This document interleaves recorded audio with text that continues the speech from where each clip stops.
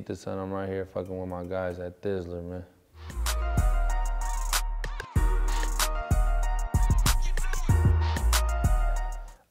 Shit. It's just like I was working on that motherfucker for a minute. I was gonna name it like CITA Son 2, but I was like, I'm gonna let the CITA Son 2 build up a little bit more before I come with that self-entitled album again. Live For It, Die For It, it was just like something I came upon that I had. It was a dope title. I felt like it'd be dope with merch or anything like that. And, you know, I just, you know, you live for it, you die for it. It's like, it's itself, and like, you know, the title itself speaks for it all.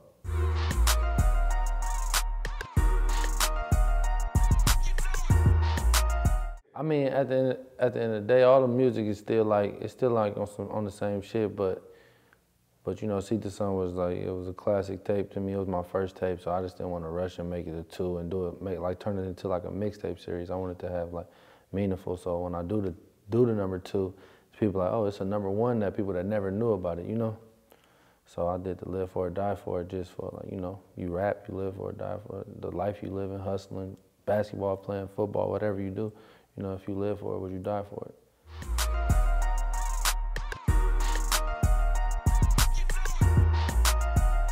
I mean, yeah, my life for sure changed, but it's still the same. Like, you know, when I was doing that CITA Son, I wasn't like, when I did all that, my first work and the first 2 years of being a rapper, I was never really a rapper, you know? I never really took this shit serious. It was just like, I can rap good. And it ended up being something that, you know, like broke through. So while I was like peaking and at an all-time high with War and We Living Hopeless and all these good songs that I had dropped, I was still doing shit that I wasn't a rapper yet, you know? I was still doing shit that, you know, just not living a rap lifestyle, not sugarcoated at all. But like with this tape, I like stepped up to the plate, like, all right, now I'm gonna do all the rapper shit. I'm gonna do all the interviews, I'm gonna move around. I never really pushed the CITA Son 1 tape because it was just like, the lifestyle I was living, I was still, you know? So now it's like, I see where it got me, like, even dropping a good tape with having good music, that shit don't mean nothing. It's about moving around and, you know, being these people's faces and shit. So with this Live For It, Die For It, that's what I'm trying to do. Just trying to, you know, put some people on CITA Son that never heard of it, you know?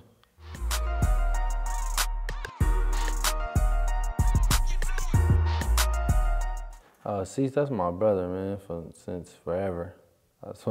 Forever. I'm talking about fighting each other to best friends. Like, SEMIAUTOCEC, that's the HBC. We've been together since forever, man. You know, like same like neighbors right across the street. We grew up. We spent the night with each other many nights. We know everything. That's like my brother. It's nothing like blood couldn't make us no closer. We already blood, you know. But yeah, that's my brother. I grew up with him in Fillmore, right there on McAllister Street. He lived in Friendship. I lived in Prince Hall. That's directly across the street. Our sister's best friends, you know. So it's like, that's my brother, man.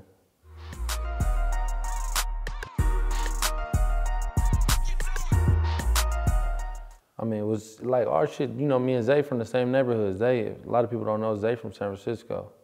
He just, you know, he just moved to Atlanta and was out there moving around and shit and blew up out there. But Zay from the city, so it was like, it always been like on some pure love shit. Like, you know, everything he ever did for me was just out of love, you feel me? So it was like, when I actually didn't even get the beat from him, I had, Ghazi had the beat and he had sent me like a beat package from Cassius J. And Cassius had hella beats and I just went through them and like, the Red Eagle was the first beat I clicked on. And when I played it, it was already saying some shit to me. It was like, man, this shit talking to me. Like, you know, I can hear that shit. And I was like, man, I wanted to get like in a touchy situation. Like, you know, I just poured it all out on that song, really. Because, like, you know, it was just more like, I did the same shit with like, if you ever listen to So Lost, it's like on the same, like, kind of hype as that, you know? But it's just like, you know, it was just telling my trials and tribulations to what I was going through at that time in my life, you know? And I was going through like, you know, all type of shit, you know? That's when like the peak of the fame, the fame just started coming, the money started coming in, you get to see people real, you know? It's just like, you know, when you're rich and you go broke, you get to see people real. When you finally get some money, you get to see people real too, you know? People feel like, you know, people, like, it shows you the people who feel like they're entitlement and not, like, you know, it's the same shit. So I was like, with that Red Ego track, I took my time with that track. I took my time with that track. I wanted to record it, you know, and when I made it, I was just like, I don't know how, like, a lot of people always ask me, like, man, how did you come up with that shit? Like, what does, like, the Red Ego mean? What is it? I was just like, it was just so significant because it was like, you know, eagles fly alone, and sometimes I'm a loner at sometimes, you know. Even with a whole group of people, I still might be, you feel me? Feel alone. Like, that's just what it be. But yeah, Red Ego, that was a dope ass track.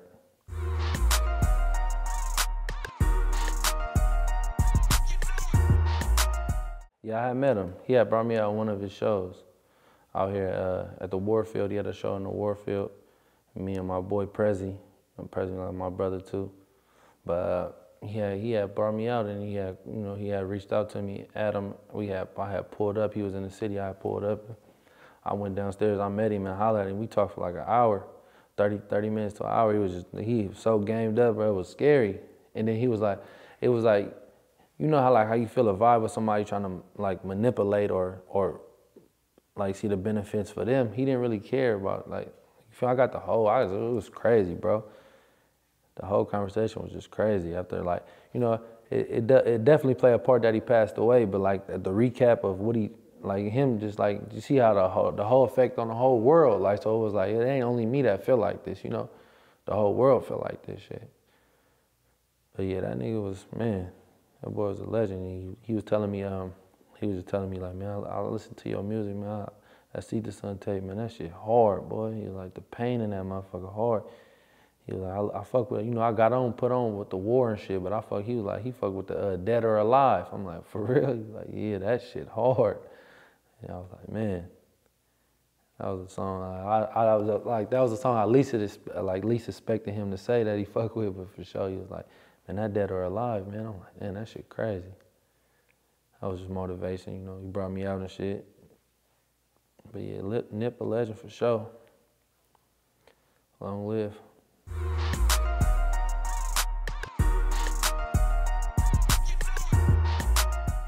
Oh yeah, for sure. He told me, like, man, you gotta treat the rap game like your bitch. And I was like, what you mean? He like, you know, you gonna talk to your girl every day, won't you? I'm like, yeah. He like, if you don't talk to your girl every day, somebody else gonna talk to her, right? I'm like, hell yeah. She gonna be seeking that attention. He's like, that's how you gotta treat the rap game. If you don't rap and do something musically every day and talk to your bitch every day, you gotta treat rap like your bitch. I'm like, man, that's crazy. And he put it so blunt, like, he was serious too. He was just laid back, like, you gotta treat this bitch like your bitch, man. Especially when you that raw. Feel me? Just because you the dopest nigga, if you don't talk to your girl every day, some other nigga gonna talk to her every day. He gonna text her every day. You feel me? So I was like, damn, he put it in that formation. That made a nigga really like, you can't not understand that. So I was like, damn, for sure. That was the one thing he told me. He told me all type of shit, man. That shit was crazy.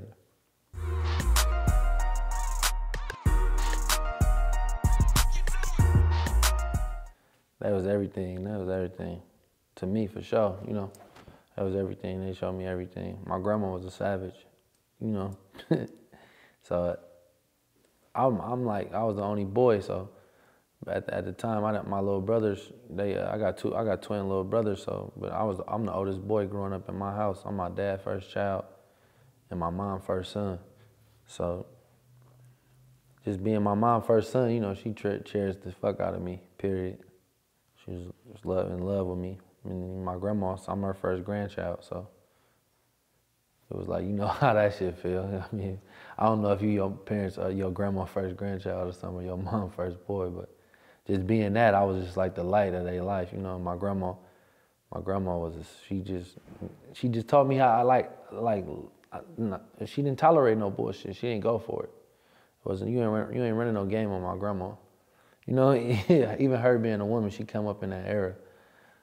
She was just always savvy, man. That's what rubbed off into me. So you feel me? Just that part of her rubbed off on me for sure. She taught me, I'm her first grandson, so everything that, nah, you ain't doing nothing. You know how to, you know, put a nigga in line, make sure a nigga straight. That's definitely what my mom was, just like total opposite from my grandma though.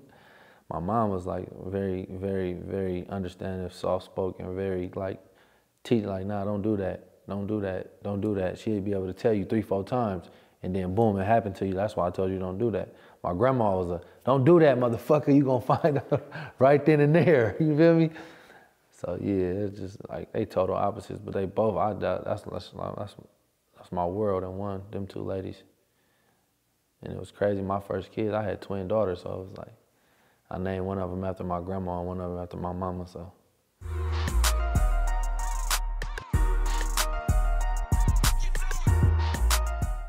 They chill. They hella smart. My daughter Elise, she hella smart. Both of my daughters hella smart. But one of them more like Evelyn. She more on the feisty side. She more of a like, you know, she just bad. She was a little badder than Elise. And Evelyn, I named her after my grandma, so it's like, it's crazy. That's crazy. And then Elise, her name Elise Mercy. So my mom named Mercy. So yeah, it's just crazy, bro. Growing up, having twins, all that shit. That shit crazy. And they look just like a nigga too, so it's like, wow. For sure. That's my pride and joy though, you know, that put structure in my life having them. You know, before I have kids, I was running wild. You know, I talk about like, you know, catching hella gun cases and being on trigger lock and shit, all that shit. All that shit play a part. My daughter's 3, I ain't been in trouble in 4 years. So, like, they finna be 4 this year, so a couple months was my last time ever. Like, I got it, right when I found out my baby mama was pregnant, everything was over with. It was over with. Like, I'm like, fuck it, I'm about to be a rapper. I'm too good. I'm too good at rapping. And then that's when I just started pressing play on this shit. It was about 3 years ago. I started pressing play on this shit. I was like, I'm gonna go hard. And then I got it, and then it came, and then I didn't go hard with the music shit. I was still like dibbling, dabbling, 1 foot in, 1 foot out. And then I was like, you know, this shit right here, you know, I'm like, fuck it, this is my life, like, you know. It's all or nothing, and people, like, you can lose your wave hella fast. People, because it's new artists, it's new people, you know, you can lose your shit hella fast. But that's why I try to always like make that music, that soul felt music, so my shit won't be a wave, you know. It'll be a wave, but it'll be a wave itself. Like, you can never run away from the truth. At the end of the day, that's how I play it. Like, I can make some songs that you gonna like for forever and fuck with it forever, but boom, it'll just be a vibe, it'll be a party vibe. But I'm talking about some shit when you're going through some shit, some depressions, you just lost somebody that meant the world to you, like I said in Red Ego, you know? So like all that type of shit, that's what I like try to like base my career on.